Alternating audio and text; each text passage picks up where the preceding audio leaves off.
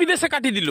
ওই হয়তো 2-10 দিন গেলে বাড়িতে আসবে, টাকাগুলা বসে বসে খাবে, শেষ হয়ে যাবে, আবার বিহারে চলে যাবে। ইয়া কি স্বভাব!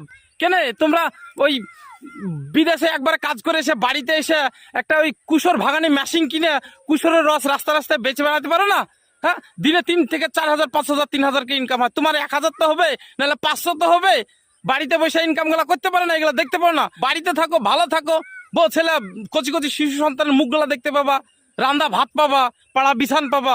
বাহার একবারে সকাল থেকে সন্ধ্যা পর্যন্ত ভূতের মতো খাটবা, আর বাড়ি এসে ওই 2 ঘন্টা তুমি ব্যবসা করতে পারবে না, বিশাল পেস্টিজে লেগে যাবে। আরে বাপ রে, পেস্টিজ!